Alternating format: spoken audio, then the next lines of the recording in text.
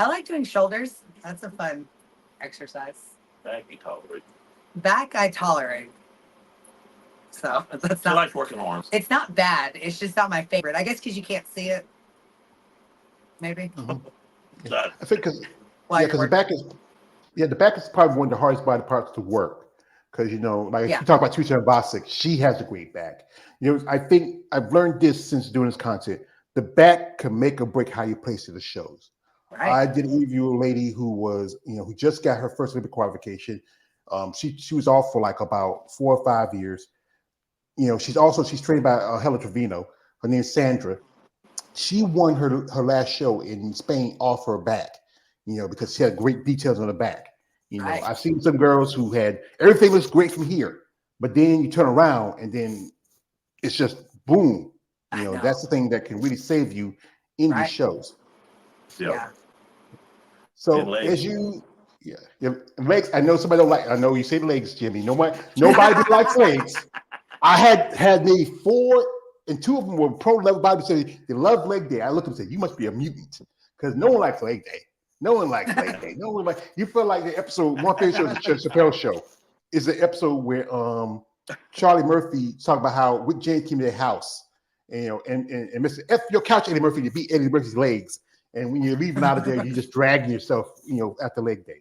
So, yeah. So, anyways, that's one part about bodybuilding is the diet.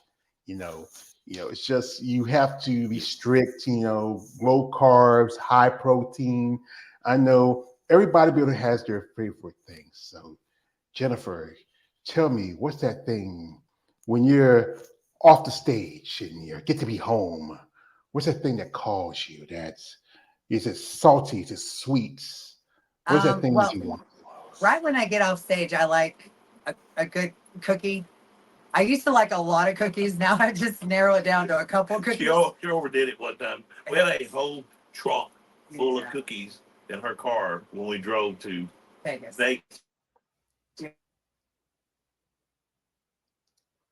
After that, she likes cookies, but not like she did. But if I'm home and a steak and some potatoes that he makes it's delicious. So steak and potatoes is my favorite meal.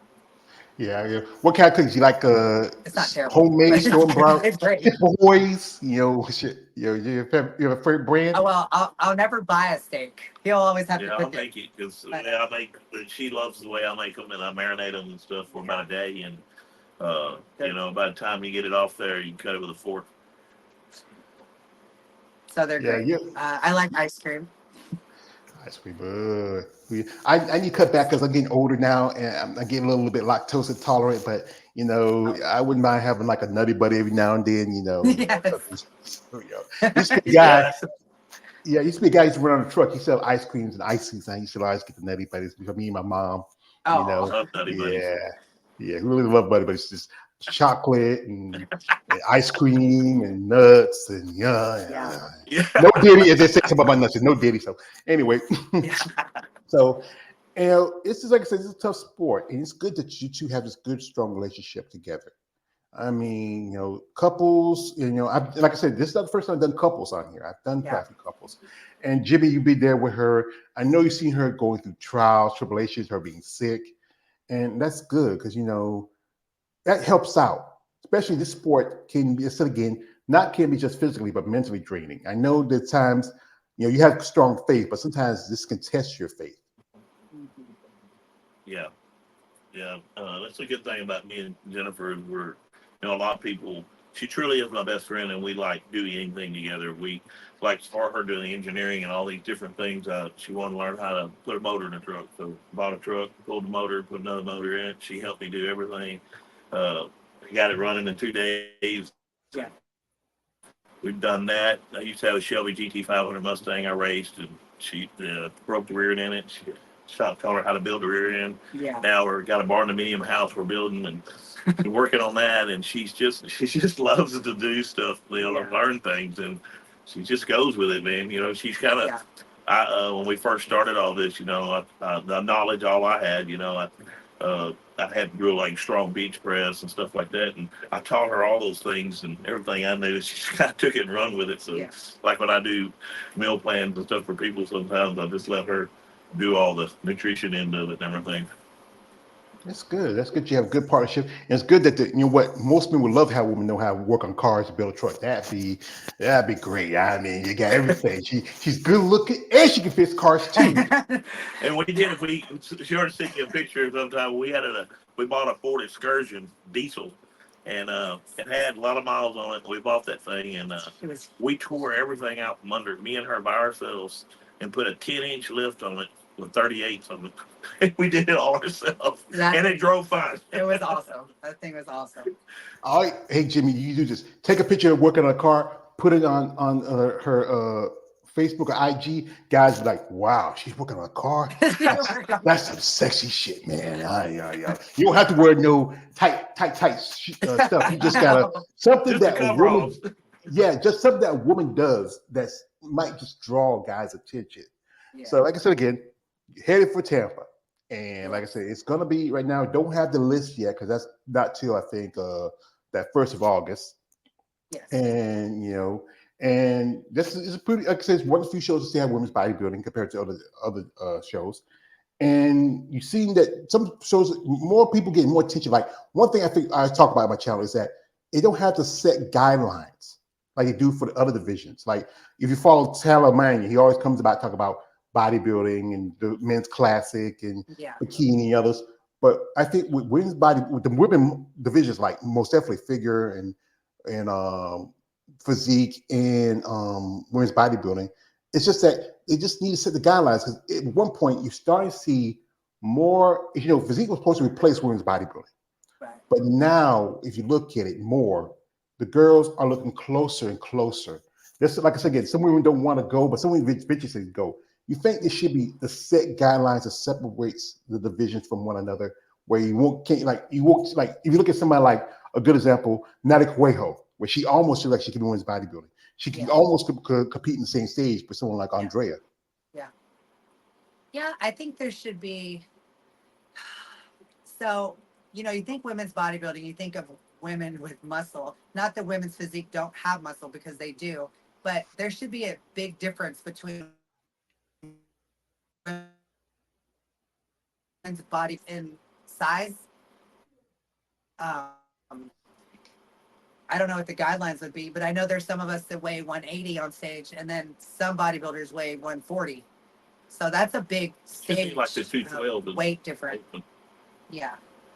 And then, you know, the height difference, there's a big height difference, but I don't think they'll ever separate us, only because they don't like women's bodybuilding already. So I don't think they'll put, you know, that's a whole nother class they'd have to pay for.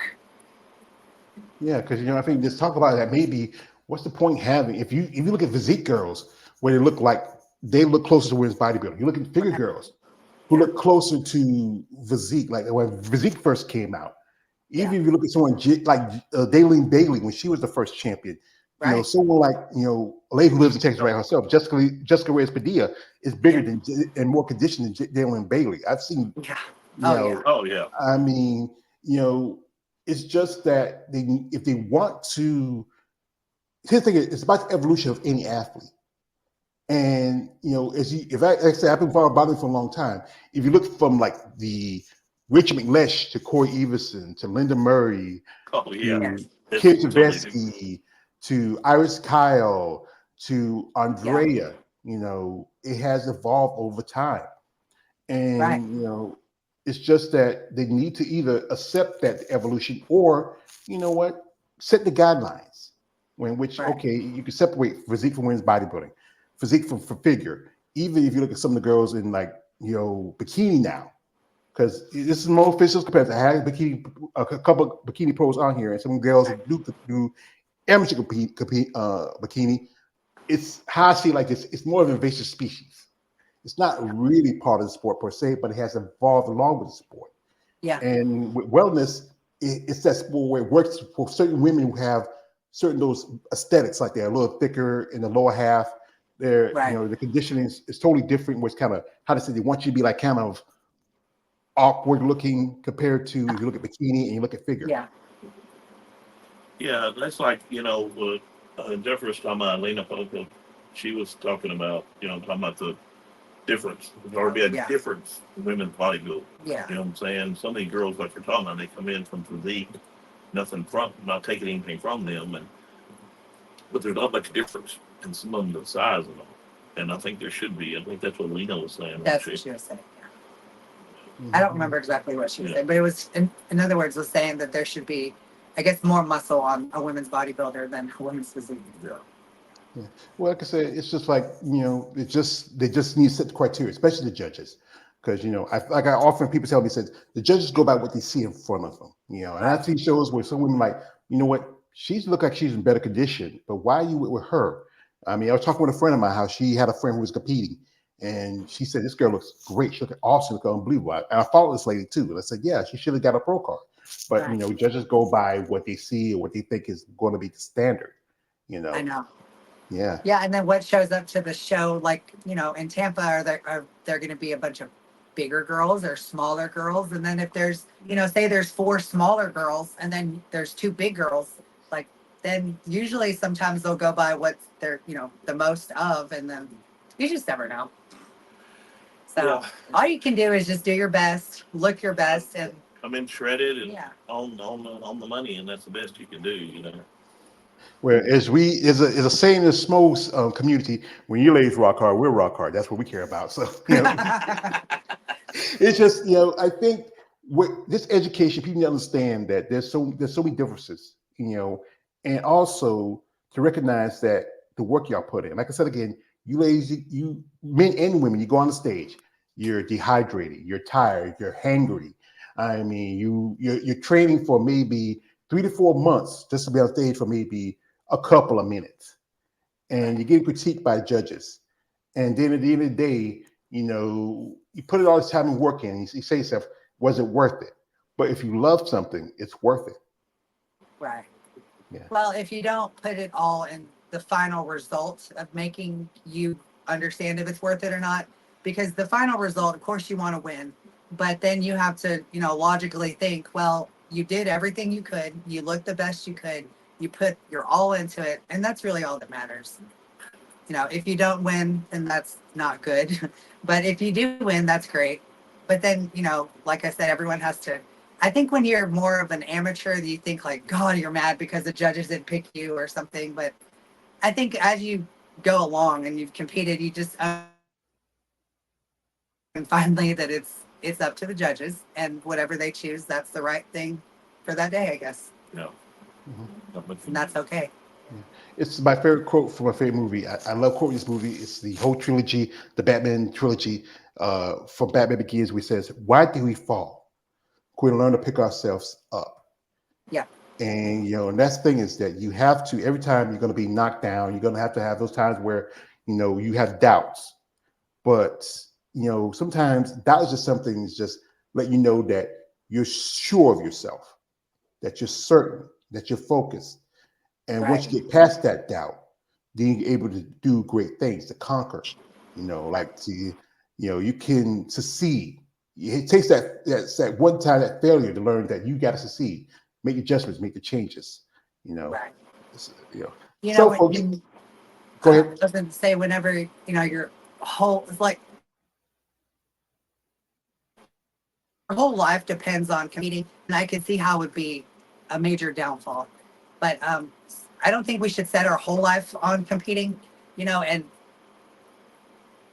so I'm a Christian girl, and I put all my faith in that rather than like competing or school or, my daughter's 15, so she does crazy things. So you have to understand that if you let all these things knock you down per se, then you're not really holding up strong because you're supposed to keep your faith, not let anything knock you down, and not let the devil put doubt in your brain that you're not good enough, you're not a good mom, you're not this, you're not that. Yep. Well, all that's not true. So, far from competing, that's not like the most important thing in life for me. So that's how I guess I keep my head above water and not fall. And you too, Jimmy, do you feel the same like your wife?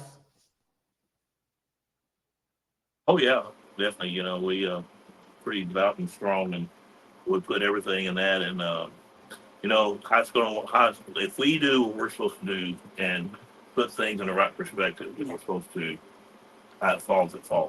And that's how it goes, you know. Yeah. I wish I could have done all things different myself when I was younger, but you know, it didn't work out that way. I'm not gonna sit and cry about it now. You know, it is what it is, you know. And all I can do